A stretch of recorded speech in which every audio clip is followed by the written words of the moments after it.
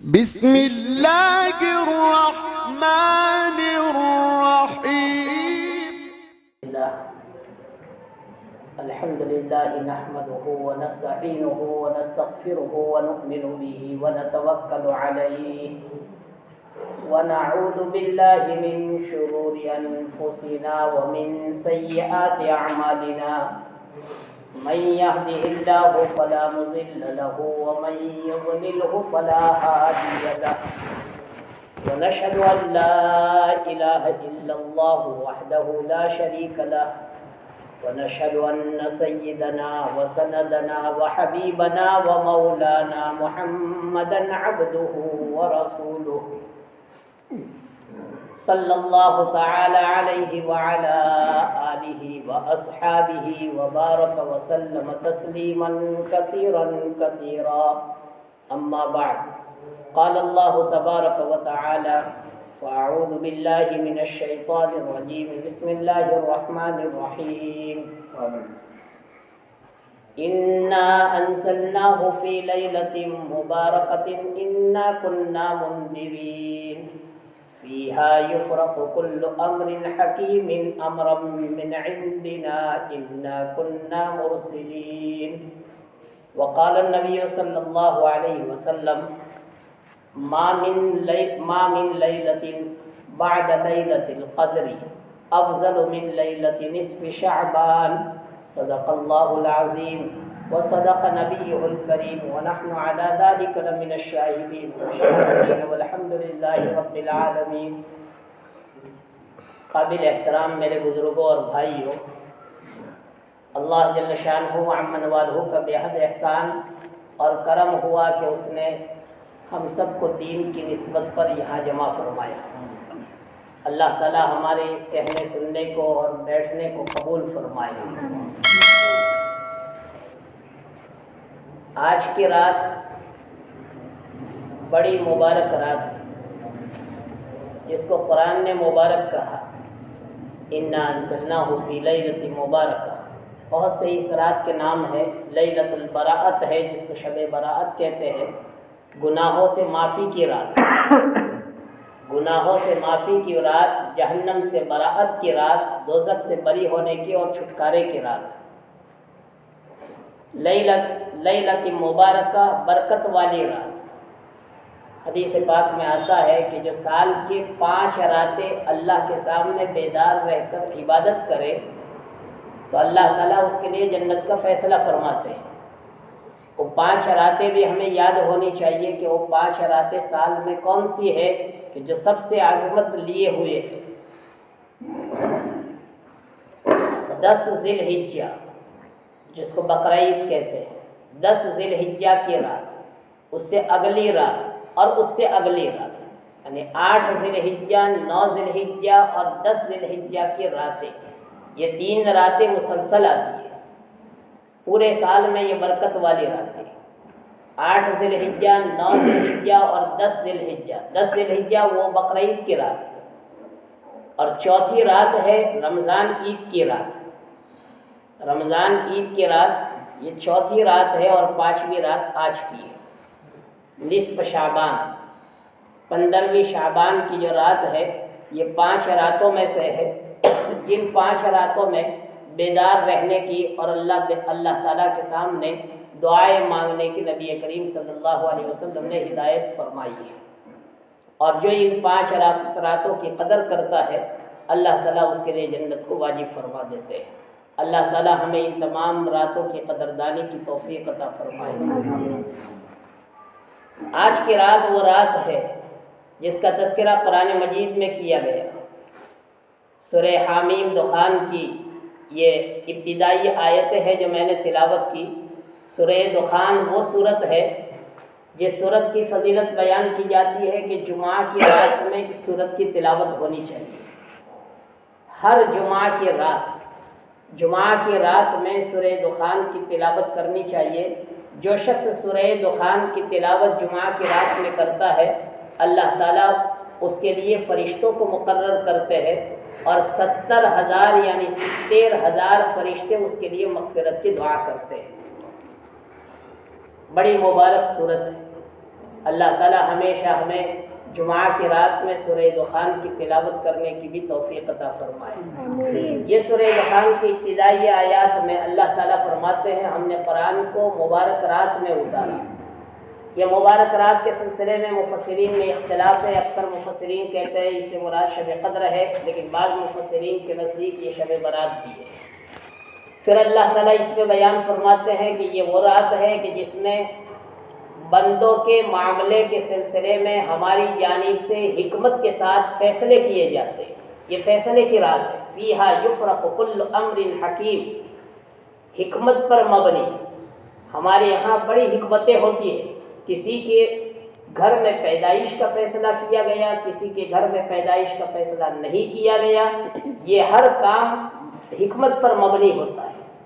کسی کے گھر میں موت کا فیصلہ کیا گیا، کسی کے گھر میں حیات و زندگی کا فیصلہ کیا گیا، تو یہ بھی حکمت پر مبنی ہے۔ تو زندگی کا فیصلہ ہوتا ہے، یعنی پیدائش کا فیصلہ ہوتا ہے، موت کا فیصلہ کیا جاتا ہے، رزق کا فیصلہ کیا جاتا ہے کہ کس کو کتنی روزی دی جائے گی۔ فیہا یفرق کل امر حکیم، ہر معاملے کا فیصلہ امر من عندنا، ہماری جانب سے ہوتا ہے اور وہ حکمت سے بھرا ہوا ہوتا ہے۔ اللہ تعالیٰ اس مبارک رات میں ہمارے حق میں، ہمارے گھر والوں کے حق میں، رشتہ داروں کے حق میں بہتر سے بہتر فیصلہ فرمائے۔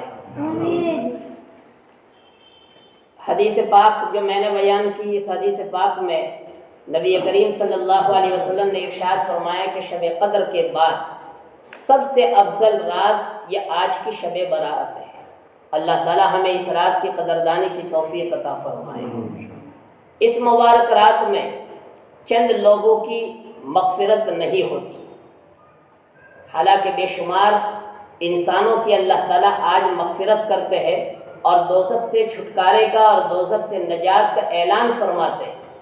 ایک مرتبہ حضرت عائشہ صدیقہ رضی اللہ تعالیٰ عنہ فرماتی ہے کہ نبی کریم صلی اللہ علیہ وسلم کی باری میرے گھر تھی، آپ عشاء کے بعد میرے گھر تشریف لائے، تھوڑی دیر ہوئی اور آپ اٹھ گئے، اور اٹھ کر آپ گھر سے باہر نکلے۔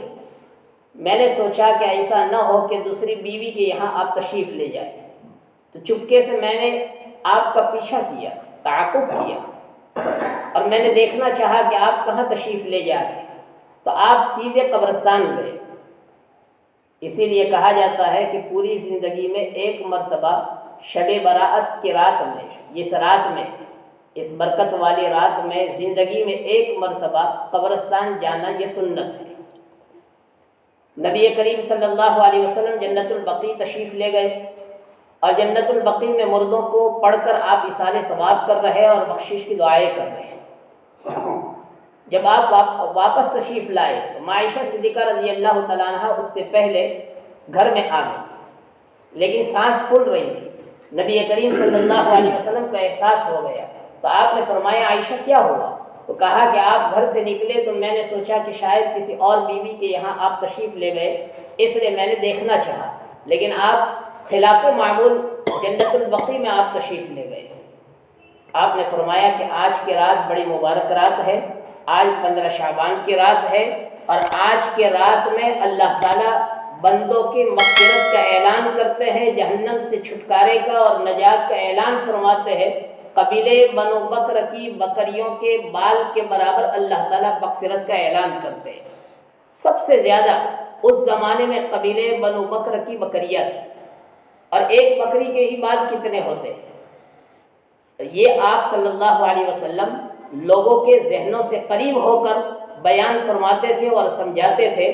مقصود یہ تھا آپ کا کہ بے شمار اور بے حساب انسانوں کی مغفرت کا اعلان اللہ تعالیٰ اس رات میں فرماتے ہیں، لیکن چند آدمی ایسے محروم القسمت ہوتے ہیں، پھوٹی قسمت ہوتے ہیں کہ ان کی مغفرت ایسی مبارک راتوں میں، شب قدر ہو، شب برات ہو، ایسی مبارک راتوں میں بھی اللہ تعالیٰ ان کی مغفرت نہیں کرتے۔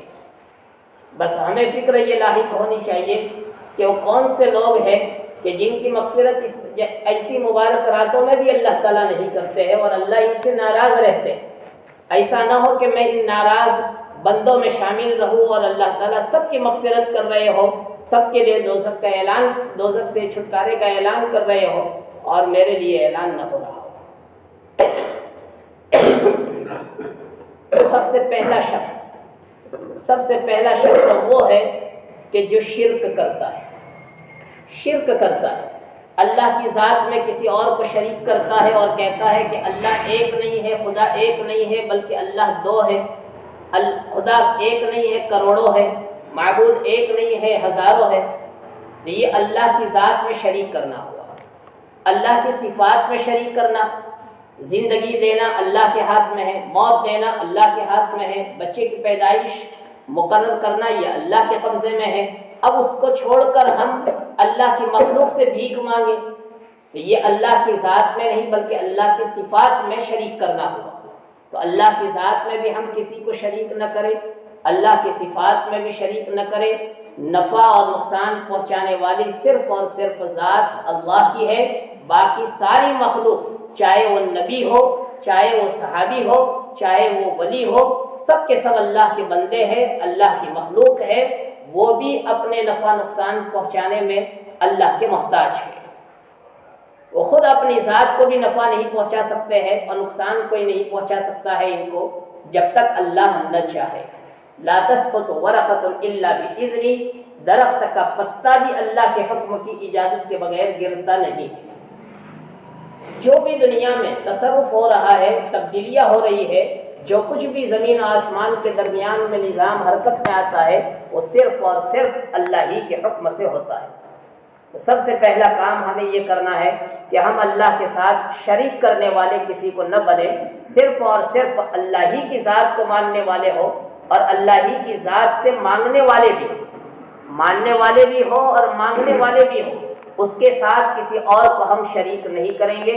اس لیے کہ اللہ تعالیٰ خود بیان فرماتے ہیں ان اللہ لا یغفر ان یشرک بہ ویغفر ما دون ذلک لمن یشاء، اللہ شرک کرنے والے کے مغفرت نہیں کرتا ہے، باقی بڑے سے بڑا گنہگار ہے، چاہے کسی کو قتل کر دیا ہو، چاہے زنا کا عمل ہوا ہو، چاہے شراب کا عمل ہوا ہو، کوئی بھی عمل بڑے سے بڑا گناہ کا عمل ہوا ہے، اللہ اس کی مغفرت کرتے ہیں۔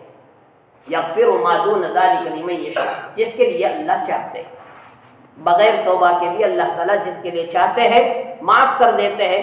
توبہ کے بعد تو اللہ تعالیٰ کا وعدہ ہے کہ جب بندہ سچے دل سے توبہ ہی کر لیتا ہے تو پھر التائب کمن لا ذنب لہ، التائب من الذنب کمن لا ذنب لہ، گناہ سے توبہ کرنے والا وہ تو ایسا ہے جیسے اس نے گناہ کیا ہی نہیں ہے، آج جیسے ماں کے پیٹ سے پیدا ہوا ہو۔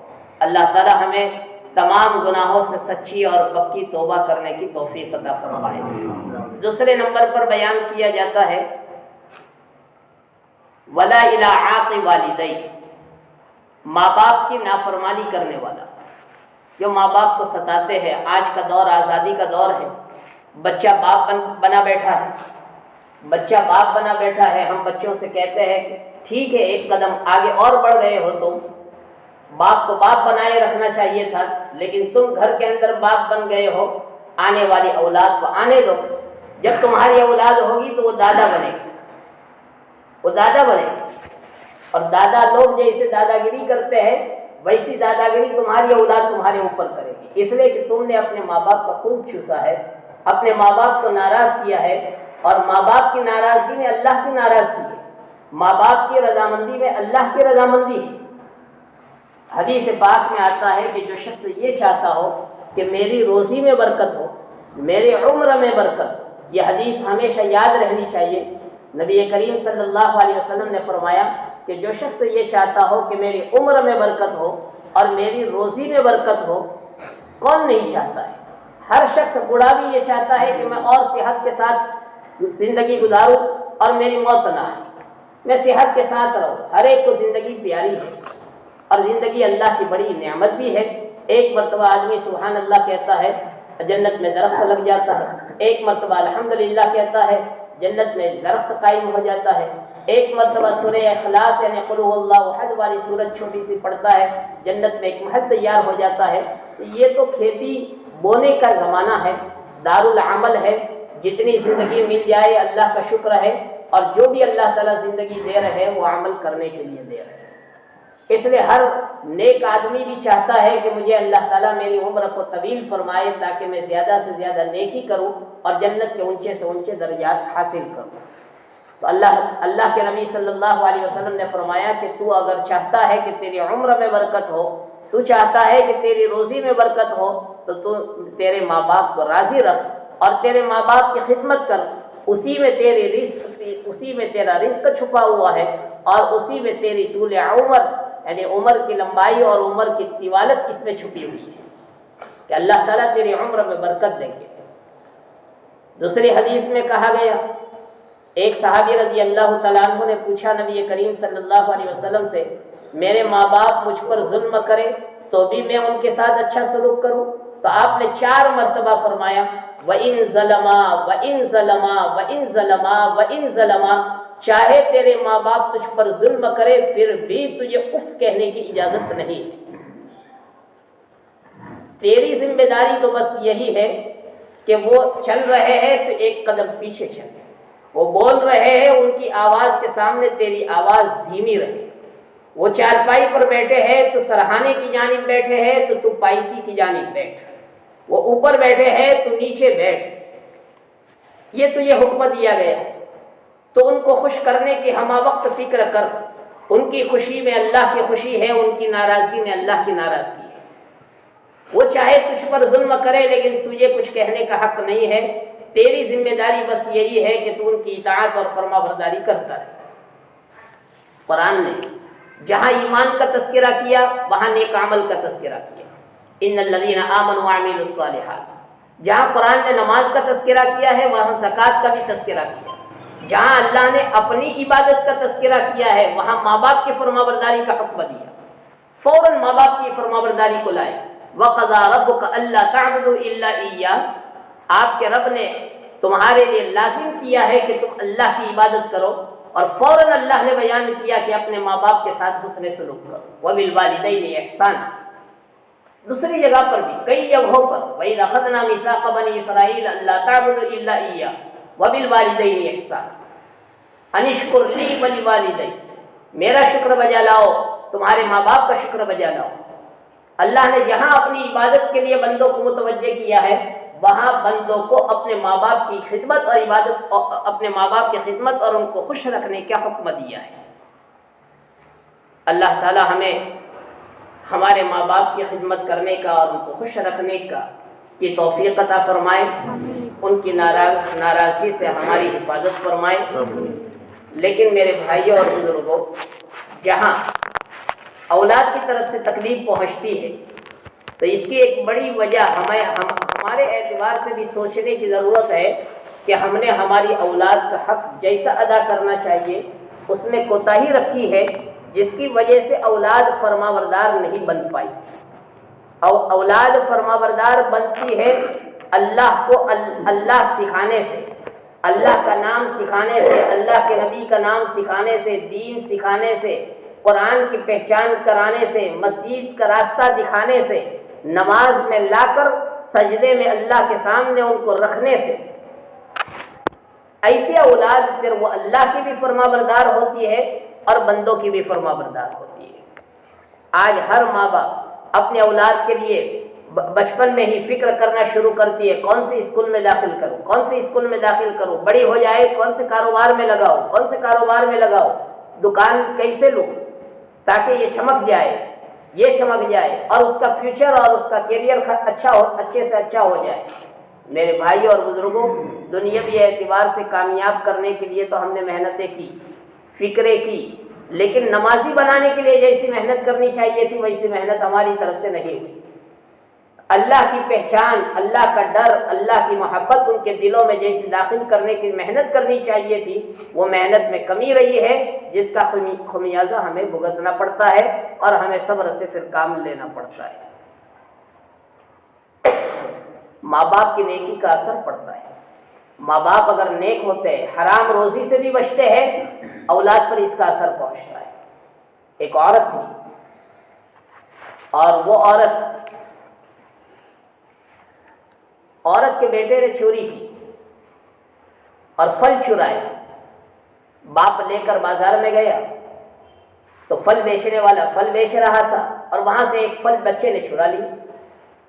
گھر آ کر باپ نے اپنی بیوی سے یہ کہا، شوہر نے اپنی بیوی سے یہ کہا بتا تجھ سے کوئی چوری کا معاملہ ہوا ہے؟ اس نے کہا نہیں۔ اس نے ہتھیار اٹھایا اور کہا آج تو میں ختم کر دوں گی۔ اس زمانے میں ایسی فکریں تھے، یہ چوری کی عادت آئی کیسے ہمارے بچے میں؟ ہم مر جائیں گے بچے کو ختم کر دیں گے، لیکن یہ چوری کی عادت آئی کیسے؟ ایک فکر لاحق رہتی تھی، بادشاہوں کو اپنے شہزادوں کے بارے میں فکر لاحق رہتی تھی۔ آج معمولی انسان کو بھی اپنے اولاد کے بارے میں یہ فکر نہیں رہتی۔ اس زمانے میں بادشاہ بھی ایسے دیندار ہوتے تھے، شہزادے بھی ایسے دیندار ہوتے تھے۔ تو بیوی سے کہا، بیوی نے سوچ کر بتایا کہ ہاں، حمل سے جب میں تھی اور یہ بچہ جب میرے پیٹ میں تھا تو اس وقت میں نے ایک پھل بیچنے والی عورت کے پھل کو میں نے چرا لیا تھا۔ جی چاہ رہا تھا، پیسے نہیں تھے تو میں نے ایک پھل لے لیا تھا۔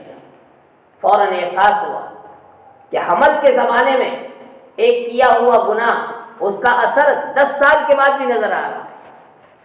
حضرت جنید بغدادی رحمۃ اللہ علیہ وقت کے جنید بغدادی ہے، سید الطائفہ کہے جاتے ہیں، بزرگوں کے سردار کہے جاتے ہیں۔ وہ جب اللہ اللہ کرنے کے لیے بیٹھے تو محسوس کیا کہ میں کئی مہینوں سے اللہ اللہ کر رہا ہوں، لیکن اللہ کی جو نورانیت میرے دل میں محسوس ہونی چاہیے اور مٹھاس جو محسوس ہونی چاہیے وہ نہیں ہو رہی ہے۔ امی جان سے کہا، اماں جان بتائیے آپ سے کوئی غلطی ہوئی ہے؟ تو امی جان نے بھی بہت سوچا اور اماں نے بتلایا کہ ہاں جنید، جس وقت تم میرے پیٹ میں تھے اس وقت میں پڑوس کے گھر کی بیری کا درخت تھا اور اس کی شاخیں اور اس کی ڈالیاں ہمارے گھر کے قریب تھی، اور میں نے اجازت لیے بغیر کچھ بیر وہاں سے توڑ لیے تھے اور کھا لیے تھے۔ حضرت جنید بغدادی رحمۃ اللہ علیہ فرماتے ہیں کہ میں نے اپنی والدہ سے کہا، امی جان اسی کا اثر ہے کہ میں اللہ اللہ کئی دنوں سے کہتا ہوں لیکن نورانیت مجھے محسوس نہیں ہو رہی، میرے دل کی کیفیت کو میں بدلتا ہوا محسوس نہیں کر رہا ہوں۔ اس لیے امی جان جاؤ، پڑوسی کے گھر جاؤ اور معافی مانگو، قیامت کے دن اگر اس کا حساب دینا پڑا اور انہوں نے معاف نہیں کیا تو ہمارے لیے دوزخ کا فیصلہ ہو جائے گا۔ امی جان بھی نیک تھی، جنید بغدادی کی والدہ تھی، فوراً گئی اور معافی مانگی۔ حضرت جنید بغدادی رحمۃ اللہ علیہ فرماتے ہیں کہ انہوں نے معاف کر دیا، اور اس کے بعد جب میں بیٹھا ہوں اللہ اللہ کرنے کے لیے، ہر دن میں ایک نئی کیفیت میں اپنے دل کے اندر محسوس کر رہا ہوں۔ جی چاہتا ہے اور عبادت کروں، جی چاہتا ہے اور قرآن پڑھوں، جی چاہتا ہے اور اللہ کے سامنے رو۔ یہ کیفیتیں بدلتی ہے۔ جب ماں باپ نیک ہوتے ہیں اس کے اثرات بھی پڑتے ہیں، اور ماں باپ سے اگر کوئی غلطی ہوتی ہے تو اس کی نحوستیں بھی ظاہر ہوتی ہیں۔ اسی لیے شاہ افغانستان کے بارے میں لکھا ہے کہ افغانستان کا بادشاہ، اس نے اپنے شہزادے کو فوج کے ساتھ روانہ کیا ایک ملک پر حملہ کرنے کے لیے۔ تھوڑے وقت کے بعد اطلاع ملتی ہے سرکاری دستے کے ذریعے سے کہ میرا شہزادہ جو لڑنے کے لیے گیا تھا وہ پسپا ہو گیا، شکست خوردہ ہو گیا اور ناکام ہو کر واپس لوٹ رہا ہے۔ اپنی بیوی سے آ کر بادشاہ سلامت کہتا ہے کہ سچ بتا تجھ سے کوئی غلطی ہوئی ہے جس کی وجہ سے میرے اور تیرے شہزادے نے آج پیٹھ دکھا دی؟ تو عورت یہ کہتی ہے کہ نہیں، اللہ کا شکر ہے، نہیں، یہ بات تمہاری غلط ہو سکتی ہے۔ کہا کہ سرکاری ملازمین کے ذریعے سے مجھے ملی ہے اور پختہ یہ اطلاع ملی ہے۔ کہا نہیں، غلط ہوگی۔ تو بادشاہ خاموش ہو گیا۔ تھوڑے وقت کے بعد پھر اطلاع ملتی ہے کہ شہزادہ کامیاب ہو گیا ہے، پیٹھ دکھا کر نہیں بلکہ فتح اور کامیابی حاصل کر کے واپس لوٹ رہا ہے۔ اب بیوی کو آ کر بادشاہ نے بتلایا تو بیوی نے کہا مجھے یقین تھا میرا بیٹا شہید تو ہو سکتا ہے، پیٹھ دکھا کر واپس نہیں آئے گا، اس لیے کہ جب سے میرا بچہ پیٹ میں تھا میں نے ایک بھی حرام لقمہ اپنے پیٹ کے اندر اس وقت سے لے کر آج تک نہیں ڈالا۔ ایک بات، دوسری بات کہ جب پیدا ہوا ہے اس کے بعد سے بغیر وضو کے میں نے اس کو دودھ نہیں پلایا، اس لیے مجھے یقین تھا کہ میرا بچہ شہید تو ہو سکتا ہے شہزادہ، لیکن پیٹھ دکھا کر نہیں آ سکتا ہے۔ میرے بھائی اور بزرگوں، ہمیں یقین کرنا چاہیے غیر محسوس طریقے پر حرام روزی یا کوئی گناہ ہمارے اثر انداز ہوتے ہیں ہماری اولاد میں۔ ہماری نیکی بھی متعدی ہوتی ہے اور منتقل ہوتی ہے، ہماری اچھی اور پاکیزہ سوچیں بھی اولاد کی طرف منتقل ہوتی ہے، اور ہماری گندی سوچیں، ہمارے گندے کردار بھی اولاد کی طرف، نسلوں کی طرف منتقل ہوتے ہیں۔ ہمیں اس سے توبہ کرنی چاہیے، اور ہمارے بچوں کے اور اولاد کے حقوق کی ادائیگی کی ہمیں فکر کرنی چاہیے۔ تھی پہلے زمانے میں ایسی عورتیں کہ جو بغیر وضو کے اپنے بچے کو دودھ پلانا پسند نہیں کرتی تھی، تو اولاد بھی ایسی ہی پھر پیدا ہوتی تھی، ایسے اولادیں بھی پیدا ہوتی تھی۔ بادشاہ کی بیویاں نیک ہوتی تھی۔ ہارون رشید بادشاہ وقت ہے، اور ان کی بیوی زبیدہ ہے، کتنی نیک، کتنی پارسا اور فرمانبردار اللہ کی عورت تھی۔ قرآن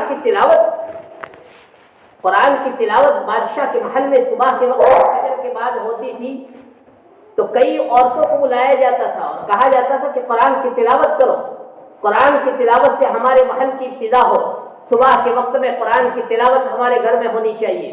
تمام کی تمام حافظ قرآن عورتیں ہوتی تھی، بچیاں ہوتی تھی، خود حافظ قرآن ہیں، اور قرآن کی تلاوت کی وجہ سے کتابوں میں لکھا ہے کہ جیسے شہد کی مکھیاں اڑتی ہے اور بھنبھنانے کی آواز جیسے آتی ہے، اس طرح سے عورتوں کے قرآن کی تلاوت کی آواز باہر سنائی دیتی تھی۔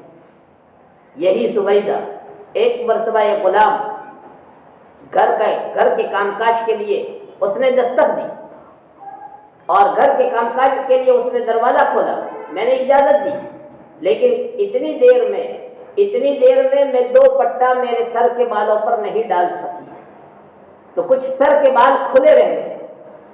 مجھے یہ پسند نہیں آیا کہ ایک غیر محرم کی نظر میرے بالوں پر پڑ جائے اور وہ بال لے کر میں زندگی گزاروں۔ فوراً یہی زبیدہ جو ہارون رشید کی بیوی ہے، فوراً اس نے قینچی لی اور وہ بال وہاں سے کاٹ کر رکھ دیے۔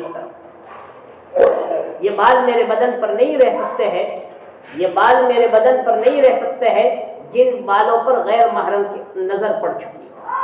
ایسی عورتیں تھیں تو مامون رشید جیسے بادشاہ پیدا ہوتے تھے۔ مامون رشید کے بچے کیسے پیدا ہوئے؟ پھر وہ بھی ایک سے ایک بادشاہ بنے ہیں، اور بادشاہی نہیں، علماء کے سردار بنے، نیک لوگوں کے سردار بنے ہیں، بڑے لوگوں میں ان کا شمار ہوا ہے۔ تربیتیں ایسی تھی۔ ولا الی مشاحن، اس مبارک رات میں میرے بھائی اور بزرگوں، کینہ رکھنے والے کی مغفرت اللہ تعالیٰ نہیں کرتے۔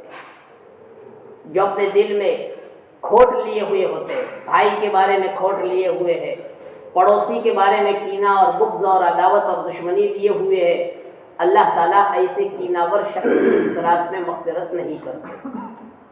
نبی کریم صلی اللہ علیہ وسلم ایک مرتبہ صحابہ کرام بیٹھے ہوئے، اور آپ نے فرمایا کہ اے لوگوں، ابھی تھوڑی دیر میں ایک شخص آئے گا، وہ جنتی ہے۔ سب لوگوں نے دیکھا کہ بڑے بڑے صحابہ کرام یہاں موجود ہیں، آنے والا کون ہے جنتی؟ تھوڑی دیر کے بعد ایک صحابی آئے اور بیٹھ گئے۔ دوسرے دن پھر آپ نے فرمایا ابھی تھوڑی دیر کے بعد آنے والا شخص جنتی ہے، اور وہی شخص آیا۔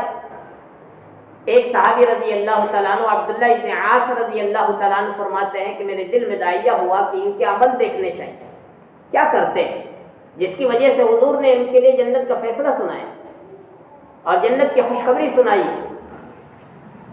تو ان کے یہاں مہمان بنے۔ 3 دن تک دیکھا کہ رات کے وقت میں تو کوئی ایسا عمل نہیں کرتے، پورے دن اپنے بچوں کے لیے محنت مزدوری کر رہے ہیں، رات کو عشاء کی نماز پڑھتے ہیں، تھکے ہارے عشاء کی نماز پڑھ کر سو جاتے ہیں، صبح فجر کی نماز کے لیے اٹھتے ہیں۔ 3 دن کے بعد ان کے سامنے راز فاش کیا کہ میں جو مہمان بنا تھا اس مقصد سے مہمان بنا تھا۔ آپ بتائیے، میں نے تو تمہارے اندر کوئی خاص عمل نہیں دیکھا، لیکن تم بتاؤ کہ تمہارا خاص عمل کیا ہے جس کی بنیاد پر نبی کریم صلی اللہ علیہ وسلم نے تمہیں جنت کی خوشخبری دی۔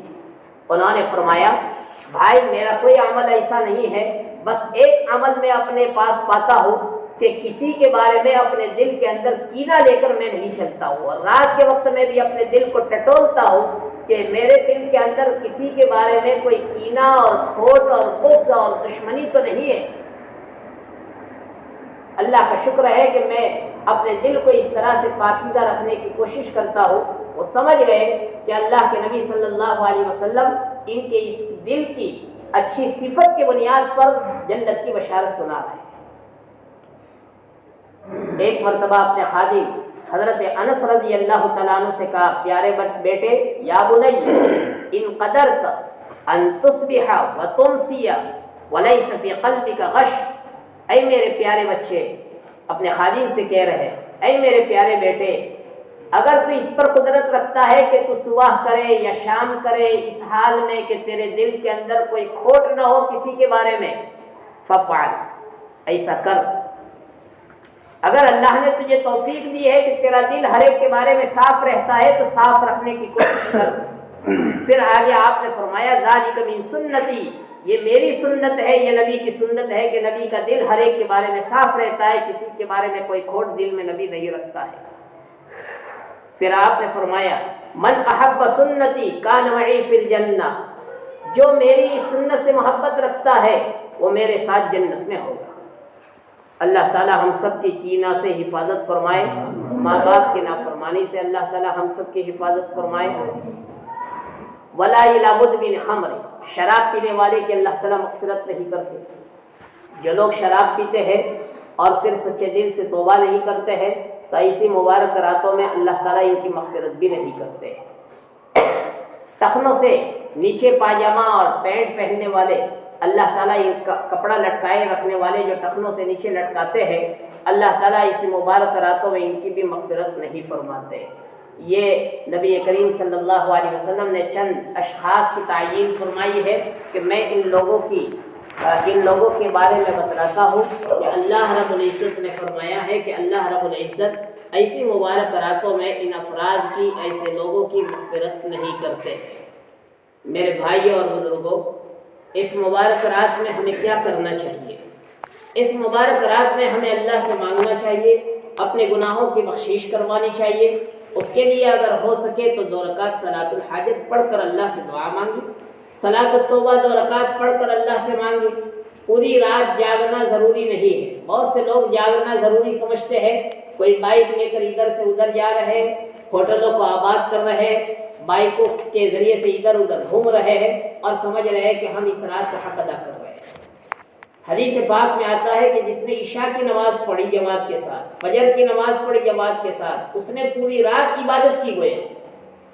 تو آج کے ایسی مبارک راتوں میں ہمیں یہ کوشش کرنی چاہیے کہ عشاء کی نماز اور فجر کی نماز ہم سے فوت نہ ہونے پائے، تاکہ ہم پوری رات عبادت کرنے والوں میں ہم شامل ہو جائیں۔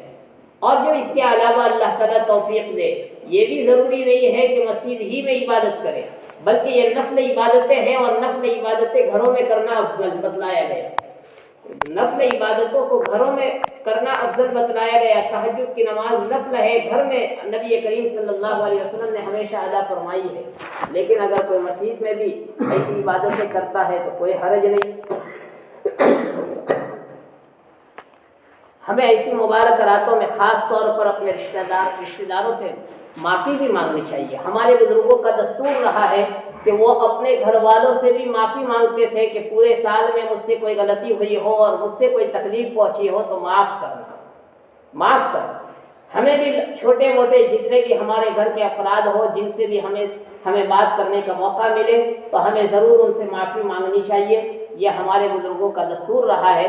اللہ سے بھی معافی مانگنی چاہیے، بندوں سے بھی معافی مانگنی چاہیے، اور اللہ کے سامنے ہمیں اپنی حاجت کا سوال کرنا چاہیے، مغفرت کا سوال کرنا چاہیے۔ اس کے علاوہ میرے بھائی اور بزرگوں، اب رمضان کا مہینہ قریب آ رہا ہے، رمضان کا مہینہ قریب آ رہا ہے، استقبال رمضان ہونا چاہیے۔ ہر آنے والے مہمان کا استقبال ہوتا ہے۔ رمضان کا استقبال یہ ہے کہ ہم اپنی ضرورتوں کو سمیٹیں اور رمضان کو خالص عبادت کے لیے فارغ کریں۔ پورے دن ہم کام کاج کرتے تھے، آدھے دن میں کام کریں اور آدھا دن ہم جو ہے وہ عبادت میں لگائے، تھوڑا سا آرام کر لیا اور اس کے بعد قرآن کی تلاوت میں اپنے آپ کو لگائے۔ کپڑوں کے اعتبار سے، عید کی تیاری کے اعتبار سے بھی ہمارے اکابر سے یہ فرماتے ہیں کہ جو کچھ بھی کرنا ہے وہ رمضان سے پہلے فارغ ہو جاؤ۔ رمضان کا مہینہ اس کے لیے نہیں ہے، رمضان کا مہینہ بازاروں میں گھومنے کے لیے نہیں ہے، رمضان کا مہینہ جو ہے وہ خالص اور خالص اللہ کی عبادت کے لیے ہے، قرآن کی تلاوت کے لیے ہے۔ الصوم لی وانا اجزی بہ، من صام رمضان ایمانا واحتسابا غفر له ما تقدم من ذنبہ، جو رمضان کا روزہ رکھتا ہے ایمان کے حالت میں ثواب کی نیت کے ساتھ، اللہ اس کے گناہوں کو معاف کر دیتا ہے۔ من قام رمضان ایمانا و احتسابا غفر له ما تقدم من ذنبی، جو رات کو تراویح پڑھتا ہے اور اللہ کے سامنے تھکا ہرا بندہ یہ اللہ کے سامنے کھڑا رہتا ہے، تو یہ قرآن کا سننا اور یہ قرآن کا پڑھنا بھی اور روزہ بھی اللہ کے یہاں سفارش کریں گے۔ والقرآن والصیام یشفعان، یہ سفارش کریں گے اور اللہ تعالیٰ ان کی سفارش کو قبول فرمائیں گے۔ روزہ یہ کہے گا کہ پورے دن بھوکا اور پیاسا رہا، اے اللہ تیری رضا کے لیے بھوکا اور پیاسا رہا ہے، میری سفارش قبول فرما اور اس کی مغفرت فرما۔ قرآن کہے گا، جو رات کو قرآن سنا ہوگا، جو قرآن پڑھا ہوگا، کہ اے اللہ پورے دین کا تھکا ہارا روزہ رکھ کر بھی نڈھال ہو چکا تھا، اور روزے کے ساتھ ساتھ اس نے دنیا بھی کمائی ہے، اپنے بچوں کے لیے محنت کی ہے، حلال روزی کے لیے اس نے محنتیں کی ہے، اور پھر تھکا ہارا تیرے قرآن کو سننے کے لیے امام کے پیچھے کھڑا ہو جاتا تھا، اے اللہ میری سفارش قبول فرما، اور قرآن کی سفارش اللہ ضرور قبول فرمائے گا۔ اس لیے میرے بھائیوں اور بزرگوں، ابھی سے ہمیں عزم کرنا چاہیے کہ ہم رمضان کی قدر کریں گے، کوئی روزہ ہم سے فوت نہ ہونے پائے۔ ہمارے بوڑھوں کو ہم نے دیکھا ہے بیمار ہو جاتے، لوگ کہتے کہ روزہ توڑ دو، پھر بھی کہتے کہ جان چلی جائے گی لیکن روزہ تو نہیں چھوٹ سکتا ہے۔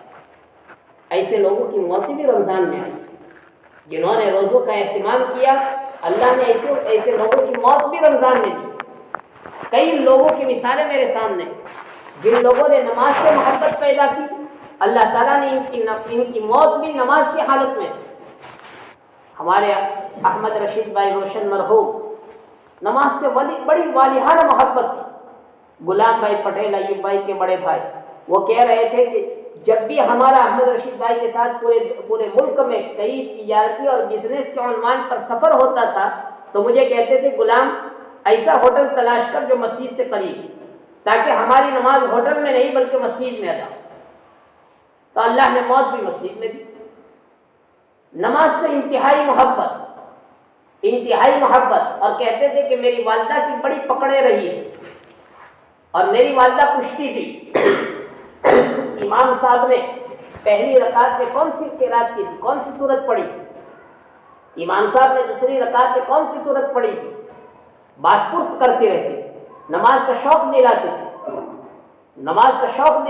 اور ہمیشہ کہتے تھے مجھے تعجب ہے ہم 5 فٹ امام کے پاس نہیں پہنچ پاتے ہیں کہ امام نے پہلی رکعت میں کیا سورت پڑھی اور دوسری رکعت میں کیا سورت پڑھی، تو ہم اللہ تک کیسے پہنچیں گے؟ یہ اللہ کا ولی تھا۔ اللہ نے موت دی روزے کی حالت میں، وضو کی حالت میں، نماز کے لیے ہاتھ بندھے ہوئے قیام کی حالت میں، اور مسجد میں اللہ نے موت دی۔ کیوں؟ ان کو نماز سے پیار تھا، ان کو مسجد سے پیار تھا اور لگاؤ تھا۔ تو جو لوگ نماز سے محبت رکھتے ہیں، نماز کی حالت میں اللہ ایسی موتیں دیتے ہیں۔ جو روزے سے محبت رکھتے ہیں، نڈال ہونے کے باوجود بھی روزہ چھوڑنے کی ہمت ان کے اندر نہیں ہوتی ہے اور روزے سے پیار ہو جاتا ہے، اللہ تعالیٰ ایسے لوگوں کی موت بھی رمضان میں دیتے ہیں، اور بغیر حساب کتاب کے جنت کا فیصلہ اللہ تعالیٰ سنا دیتے ہیں۔ اس لیے ہمیں رمضان کی قدر کرنی چاہیے۔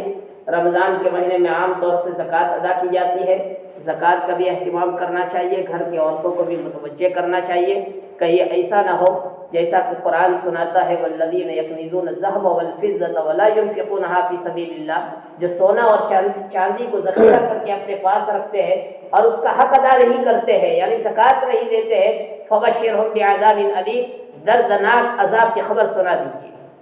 قیامت کے دن کیا ہوگا؟ یوم یحمى علیہا فی نار جہنم فتقوی بہا جباہہم وجنوبہم وظہورہم ھذا ما کنزتم لانفسکم فذوقوا ما کنتم تکنزون۔ کہ یہی سونا چاندی، یہی مال اور یہی پیسہ جس کی زکوٰۃ نہیں نکالی ہے، اس کو تپایا جائے گا، آگ میں گرم کیا جائے گا، اور پھر اس کے بعد داغا جائے گا۔ کیا داغا جائے گا؟ پیشانی کو داغا جائے گا۔ اس لیے کہ زکوٰۃ وصول کرنے والا اگر کوئی آتا بھی ہے، جیسے چندے والا آ گئے، تو سب سے پہلے پیشانی پر شکن پڑ جاتے ہیں، پہلے پیشانی کو داغا جائے گا، اور پھر اس کے بعد پہلو کو داغا جائے گا۔ کہ آدمی پھر بھی اگر ہٹتا نہیں ہے اور خود ہٹنا چاہتا ہے تو پہلو دکھاتا ہے، تو پہلو کو داغا جائے گا، اور اخیر میں پھر پیٹھ کو داغا جائے گا۔ یوم یحمى علیہا فی نار جہنم فتقوی بہا جباہہم وظہورہم हाज़ा मा कनज़्तुम लिअन्फुसिकुम फ़ज़ूक़ू मा कुन्तुम तकनिज़ून। पेशानी को, पहलू को और पीठ को दागा जाएगा और कहा जाएगा ये तेरा खजाना है जो तूने दुनिया के अंदर जमा किया था, अब चख इसका मजा, अब चख इसका मजा। हदीस पाक में आता है जिस माल की ज़कात नहीं निकाली जाती है वो सांप जहरीला सांप, वो जहरीला सांप बनेगा माल, वो माल जहरीला असलहा बनेगा और उसके जबड़ों को पकड़ेगा और दोनों तरफ से उसको चीरेगा और कहेगा कि मैं तेरा माल हूं, मैं तेरा खजाना हूं। फिरौन ने कहा, फिरौन से जब कहा गया, ओ कारून से जब कहा गया, कारून को अल्लाह ने कितना माल दिया था। कुरान नक्शा खींचता है व आतैनाहु मिनल कुनूज़, इतना खजाना हमने कारून को दिया था। लतनू बिल उस्वति उलिल कुव्वा, बड़ी बड़ी ताकतवर और पहलवानों की जमात भी सिर्फ चाबियां नहीं उठा पाती थी। इतने खजाने थे, खजानों की चाबियां इतनी थी कि बड़ी बड़ी जमातें और पहलवान लोग भी चाबियां नहीं उठा पा रहे थे। खजाना कितना होगा। लेकिन जब ज़कात के लिए कहा गया तो उसने कहा इन्नमा ऊतीतु अला इल्मिन इंदी, ये तो मैंने अपने हुनर से कमाया है, क्यों ज़कात दूंगा, मैंने अपने हुनर से कमाया है। अल्लाह ने इसको धसा दिया। फ़ख़सफ़ना बिही व बिदारिहिल अर्ज़, अल्लाह फरमाते हैं कारून को उसके माल के समेत हमने धसा दिया। इसलिए मेरे भाई और बुजुर्गों, हमें रोज़ों का भी एहतिमाम करना है, ज़कात का भी एहतिमाम करना है और कुरान मजीद की खूब तिलावत करना है। कुरान रमज़ान में उतरा है, एक एक हर्फ पढ़ने पर अलिफ लाम मीम पढ़ता है आदमी। हदीस पाक में बयान किया नबी करीम सल्लल्लाहु अलैहि वसल्लम ने कि इतना पढ़ने पर 30 नेकियां मिलती। अलिफ एक हर्फ, लाम एक हर्फ और मीम एक हर्फ, 3 हर्फ होते हैं। 3 हर्फ पर अल्लाह ताला 30 नेकियां अता फरमाते हैं। अलिफ लाम मीम पढ़ने पर 30 नेकी मिलती है, पूरा कुरान मजीद पढ़ने पर अल्लाह ताला कितना नवाजते हैं। कुरान के बारे में नबी करीम सल्लल्लाहु अलैहि वसल्लम ने फरमाया जो कुरान को सीने से लगाते हैं अल्लाह इनको ऊपर उठाते हैं, और जो कुरान को बालाए ताक रख देते हैं और उससे पुष्ट फेर लेते हैं अल्लाह उनको जलील करते हैं। इसलिए मेरे भाई और बुजुर्गों, कुरान की तिलावत हर घर में होनी चाहिए। कुरान की तिलावत हर घर में होनी चाहिए। कुरान अगर नहीं पढ़ पाते हैं तो उसको सीखने की कोशिश करना चाहिए। बूढ़ा भी सीख सकता है, बच्चा भी सीख सकता है।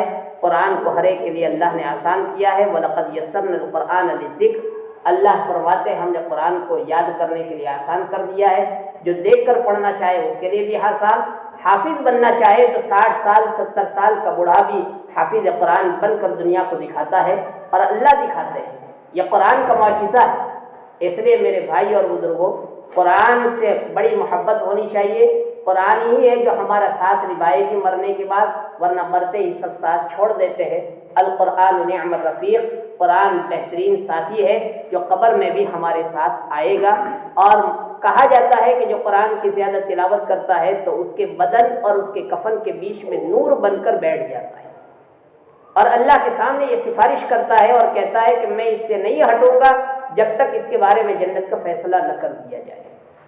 इसलिए मेरे भाई और बुजुर्गों, हमें बार बार ख्याल जमाना चाहिए कि अल्लाह ने मुझे पैदा किया है नमाज के लिए, कुरान के लिए, नमाज के लिए, कुरान के लिए, नमाज के लिए, कुरान के लिए। नमाज और कुरान मेरी ज़िंदगी में और मेरे बच्चों की ज़िंदगी में नहीं है तो उनके लिए जीना ये हराम है, जीना जायज़ नहीं है।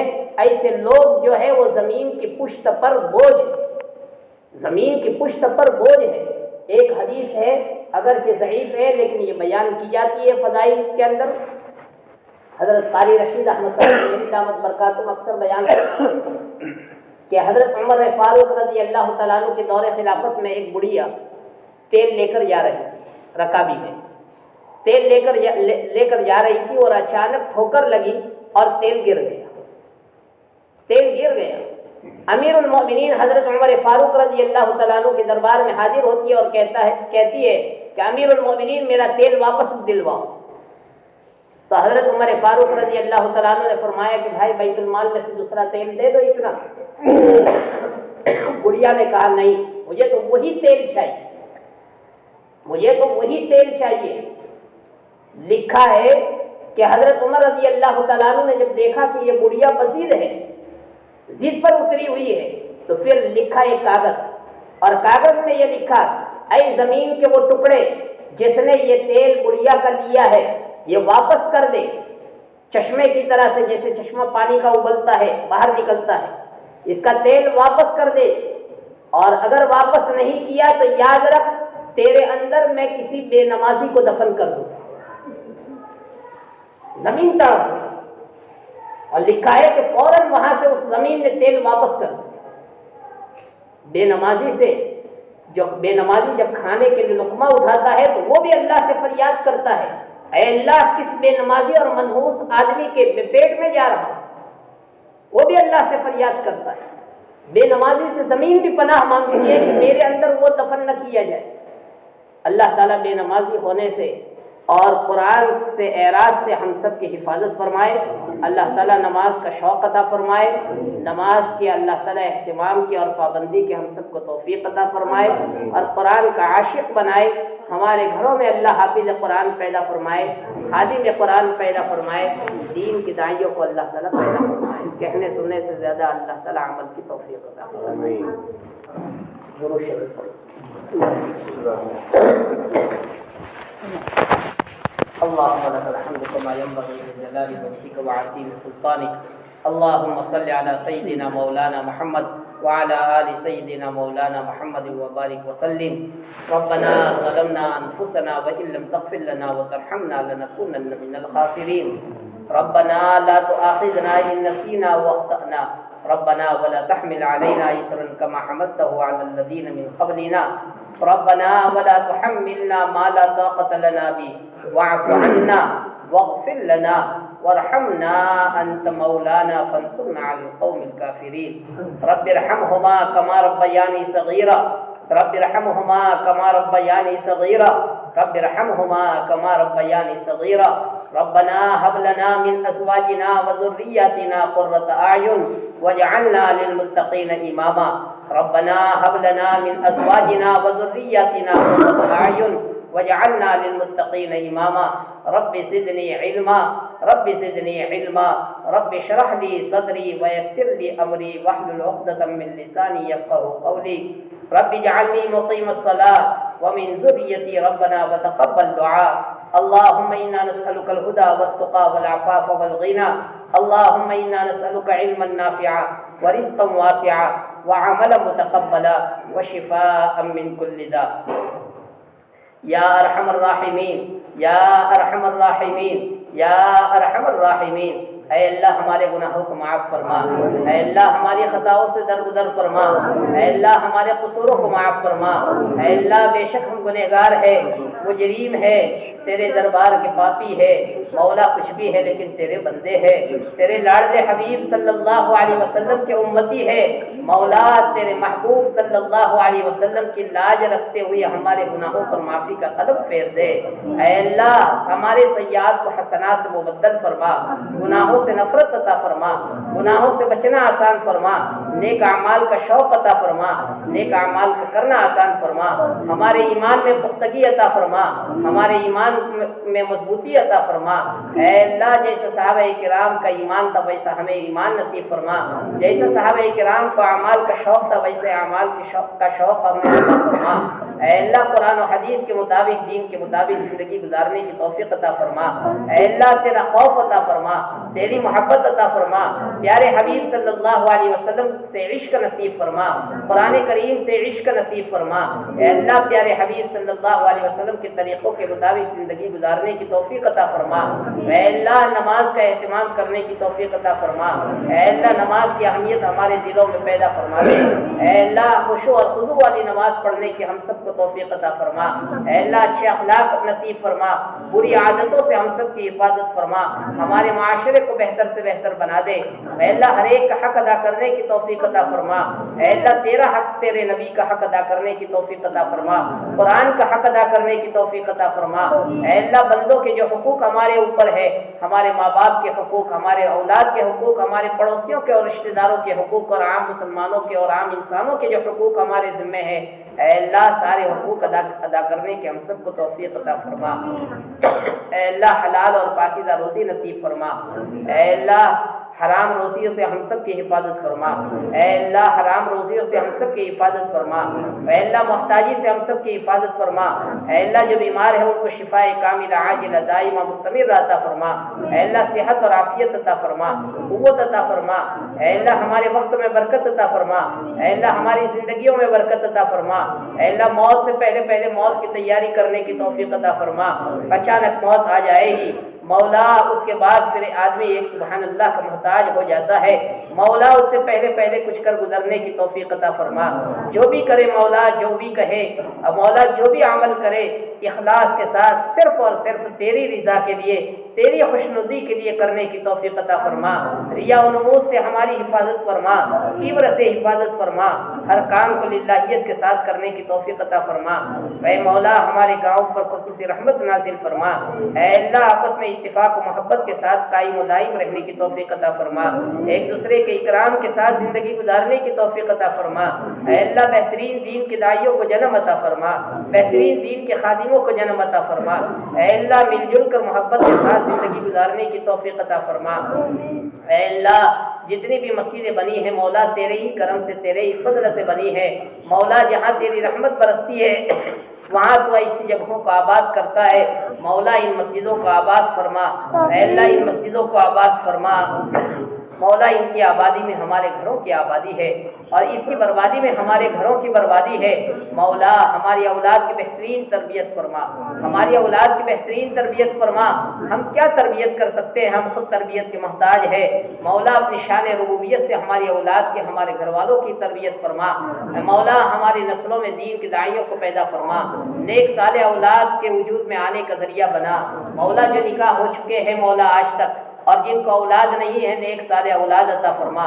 اور مولا جن کو اولاد ہے لیکن فرما بردار نہیں ہے اللہ ان کے اولاد کو فرما بردار بنا مولا، جو منگنی کے قابل ہے نکاح کے قابل ہے اللہ اچھے رشتے عطا فرما، غیر سے اللہ ان کو جوڑے عطا فرما، ہر پریشان حال کی پریشانی کو دور فرما، ہر ضرورت مند کی ضرورت کو پورا فرما مولا، جتنے بھی مرحومین ہمارے قبروں میں سوئے ہوئے ہیں مولا، ہمارے گاؤں کے قبرستان میں ہو چاہے ہمارے بمبئی کے قبرستان میں ہو، جتنے بھی رشتہ دار اور گاؤں کے جتنے بھی افراد اے اللہ تیرے پاس پہنچ چکے ہیں مولا، گاؤں میں محبت کے ساتھ رہتے تھے مولا، ایک دوسرے کے ساتھ رہتے تھے، ایک دوسرے کے ساتھ ملتے تھے بڑی محبتوں کے ساتھ مولا، آج تیرے حوالے ہو چکے ہیں مولا، تیرے حوالے ہو چکے ہیں، معلوم نہیں ہے ان کی قبروں کا حال کیا ہو رہا ہوگا، قبر یا تو جنت کا باغ ہوگی یا جہنم کا گھڑا ہوگی مولا، اس سے درخواست کرتے ہیں ان تمام کی قبروں کو جنت کا باغ بنا دے، جنت کا بچھونا عطا فرما، جنت کا لباس عطا فرما، بہت سے ایسے محسنین گزرے ہیں جیسے ہمارے ماں باپ، ہمارے رشتہ دار، ہم سے محبت کرنے والے اے اللہ ایسے محسنین بھی تیرے پاس پہنچ چکے ہیں، اپنی شایان شان ان کے احسان کا اور ان کی محبت کا بدلہ عطا فرما، اے مولا پورے ملک کی حفاظت فرما، ملک کے مسلمانوں کی حفاظت فرما، اے اللہ پورے حالات سے پورے ملک کی حفاظت فرما، اے اللہ عالم کے مسلمانوں کی حفاظت فرما، اے اللہ اپنے خصوصی رحمت نازل فرما، اے اللہ ہم امتحان کے قابل نہیں ہیں مولا، ہمارا امتحان نہ فرما، ہمارا امتحان نہ فرما، اور ایسی مبارک رات میں ہم سب کی مغفرت کے فیصلے فرما، ہم سب کی مغفرت کے فیصلے فرما، اے اللہ جہنم سے بری فرما، ہماری عمر میں برکت عطا فرما، ہماری روزی میں برکت عطا فرما، اے اللہ ہمارے رشتہ داروں کو خوش فرما، ہمارے گاؤں کے ایک ایک فرد کو اے اللہ خوشی والی زندگی نصیب فرما، اے اللہ ہر ایک کو کلمے والی مبارک موت اپنے وقت پر نصیب فرما۔ نبی کریم صلی اللہ علیہ وسلم نے جتنی بھی خیر کی لائن کی دعائیں مانگی ہے مولا اس کو ہمارے حق میں قبول فرما، جن شرور سے آپ نے پناہ چاہیے ہم سب کی حفاظت فرما، ربنا تقبل منا ربنا تقبل منا انك انت السميع العليم وتب علينا انك انت التواب الرحيم، وصلى الله تعالى على خير خلقه محمد وآله وصحبه اجمعين، سبحان ربك رب العزة عما يصفون وسلام على المرسلين والحمد لله رب العالمين برحمتك يا ارحم الراحمين۔